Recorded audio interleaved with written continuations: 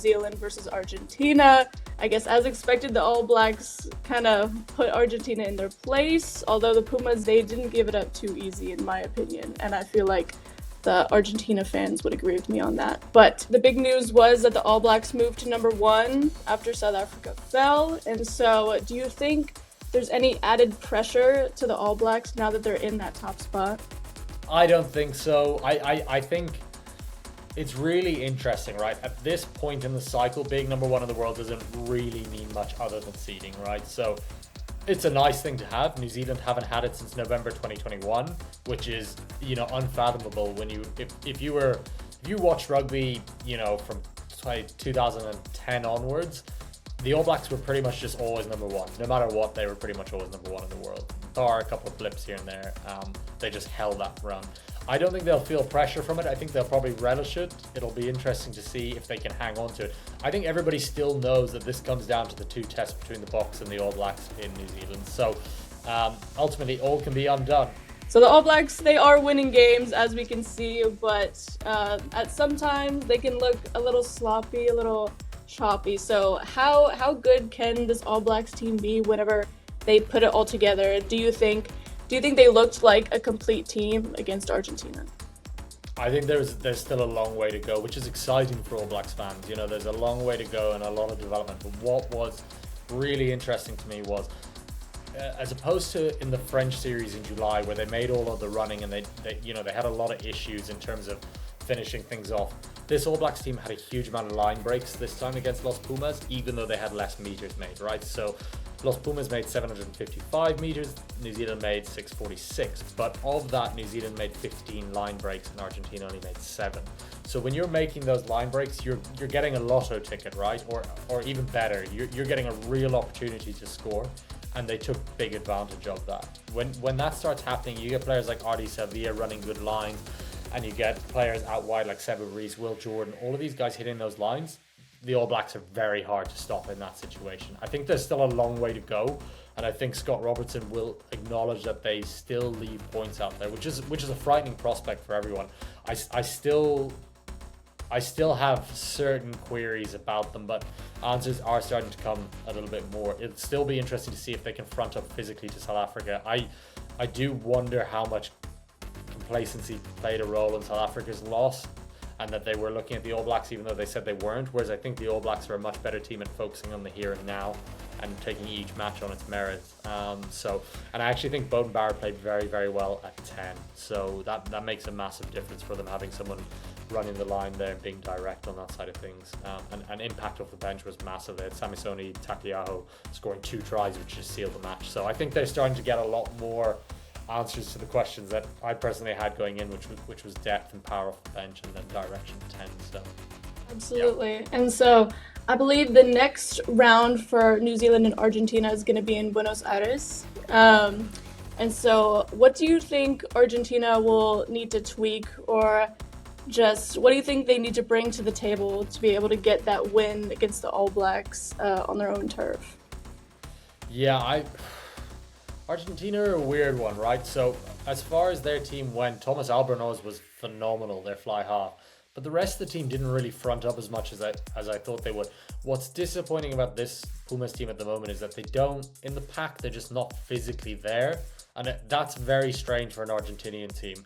They seem to lack passion and want, which again, I've never ever seen in an Argentina team. They just did not seem to be up for the fight. They conceded points so easily. And making that comeback's all well and good, but when you're so far back, you're giving yourself such a deficit to chase. It's very hard to actually get ahead, because in every sport, right, momentum comes and goes, and Argentina had that hot streak where they got right up, I think it was the 24-point mark, and then they just ran out of gas and the All Blacks got away from them again. So I think for Argentina to close that gap, really they just need to tighten things up. They're trying to overplay their hand too early, and they're not doing the hard yards in tight. So I really think the pack needs to front up for them this week, and I think that they need to get their centres, like Chocobaras in particular, over the gain line, running direct, stop trying to go ultra wide super early.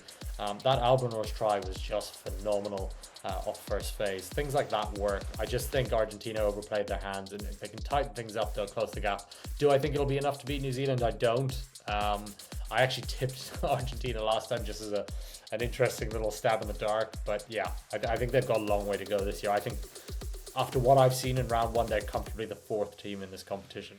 For New Zealand and Argentina, what are just some overall things that we can expect from these two teams? Yeah, I think for the All Blacks, very much kind of continue on with what they were doing. You know, that set piece dominance. They scored 6 tries in round one just from line out possession, which is just, you know, outrageous. So if they can kind of keep that sort of stuff going, they're going to be very difficult to beat. Because we know if a game gets loose, they're more than comfortable. And if they're then doing the tight stuff really well, then it is very tough to see anyone beating them. I do still, I know I keep going back to it, but I shall regret this at some point. I can still see South Africa physically putting it up to New Zealand, and that's for a later date. I think they need to use this next one against Argentina as another one-off match, that they are really focusing on that set piece and getting that dialed in. And then I think they win.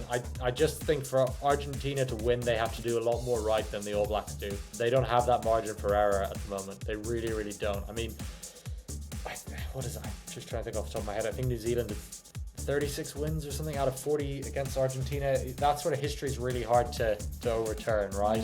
And the All Blacks have scored 40 plus points in 5 of their last 6 matches. So against Los Pumas. So again, how you counter that, I don't know.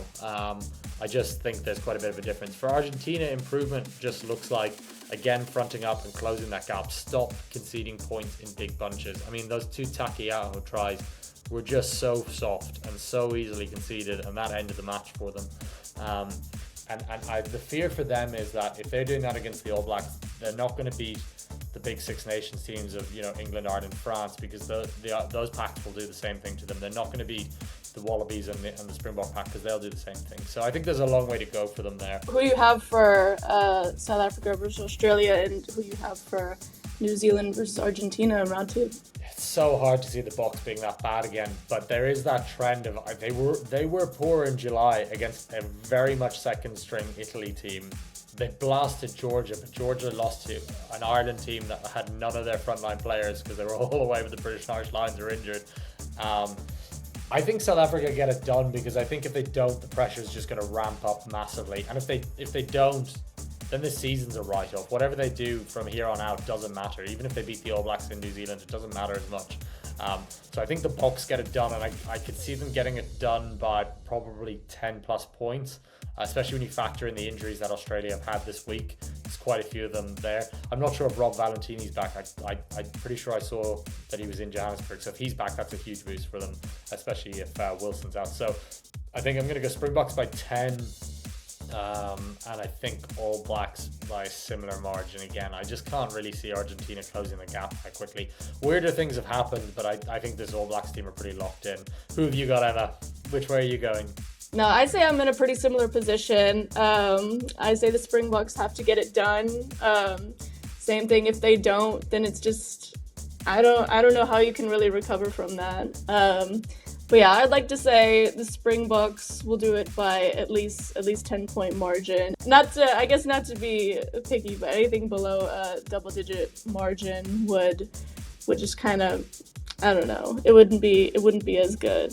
It wouldn't be as convincing for me. Same thing with New Zealand and Argentina. I mean, they just absolutely dominated Argentina, and so again, double-digit margin for New Zealand as well. I believe they just have what it takes. So it'll definitely be interesting this round 2.